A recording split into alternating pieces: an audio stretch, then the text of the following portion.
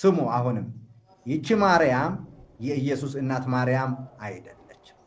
እስከ አሁን ድረስ ሕፃን ጨቅላ ልጅ ጡጦ የሚጠባ ሕፃን ታቅፋ የምትመለክ ማርያም የኢየሱስ እናት ማርያም እንዳልሆነች አጋንንት እየተጫወተባችሁ ክቡራንና ክቡራት በእግዚአብሔር ስም እንደምን አላችሁ?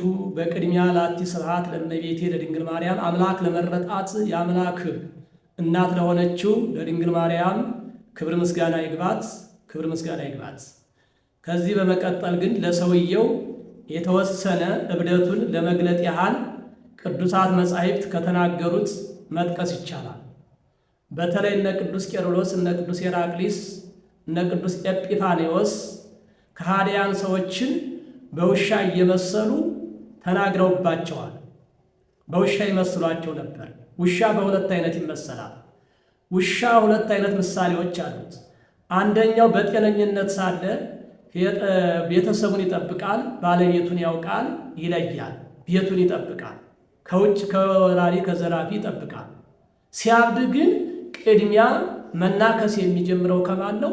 ሲጠብቀው ከነበረው ሲያበላው ሲያጠጣው ከነበረው ከባለቤቱ ነው። ከዚያ በኋላ ባለቤቱን ከነከሰ ካጠቃ በኋላ ወደ ውጭ ይወጣል። ቢመቱትም አይሰማም።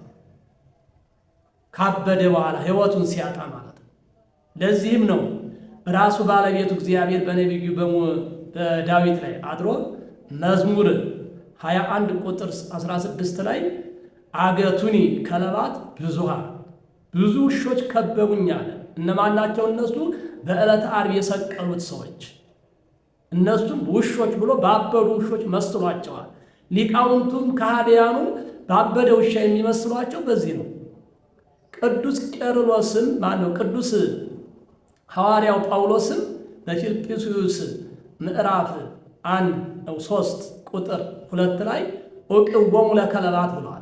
ውሻዎችን እወቁባቸው፣ ያበዱ ውሻዎችን፣ ጤነኞቹን አይደለም። ያበዱ ውሻ ስለሚነክሱት በዱላ ብትሉትም አይሰማም። ያበደ ውሻ ወደ እናንተ ቢመጣውን በትር ብታነሱበት፣ ድንጋይ ብታነሱበት አይመለስም፣ ሕይወቱን አያውቀውምና። እነዚህ አሁን የምትሰሙት ሰው በተለይ ያበደ ውሻ ስንል በዚያ ብቻ ማለት የሚመስል ብዙ ከዚያም በላይ ለማለት ይቻላል።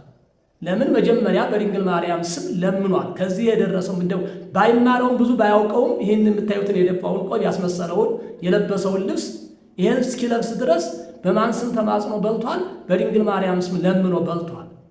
መጨረሻ ጊዜ ደግሞ ሲያብድ ቅድሚያ መናከስ ከማን ጀመረ? ከድንግል ማርያም ጀመረ። ለዚህ ነው ውሻዎችን ያበዱ ውሻዎችን እወቁባቸው እንዳይነክሷቸው ያለው። ሐዋርያውም የተናገረው ራሱ ባለቤቱም በነቢዩ አድሮ የተናገረው። ቅዱሳን መጻሕፍትን የሚነግሩን ያበዱ ውሻዎች ጤነኞች አይደሉም። ስለዚህ ያበዱ ሰዎች እንዳበዱ ውሻዎች ናቸውና ጤነኞች አይደለም። ይህን ምሳሌ መውሰድ ትችላላችሁ። ይህን ሰው ማለት ነው የከበረችውን አምላክ ያከበራትን ድንግል ማርያምን መንቀፍ ማለት ራሱ ባለቤቱን መንቀፍ ነው። ለምን ሐናጺውን መንቀፍ ሕንፃውን መንቀፍ ሐናጺውን መንቀፍ ነው። ልብሱን መንቀፍ ሸማኔውን ሰሪታውን መንቀፍ ነው። ፍጡሩን መንቀፍ ፈጣሪን መንቀፍ ነው። እንኳን አይደለም ድንግል ማርያም ቀርቶ ማለት ነው። ስለዚህ እንደነዚህ ላበደ ውሻ በተለይ እንደዚህ ላበደ ውሻ ማወቅ ያስፈልገናል።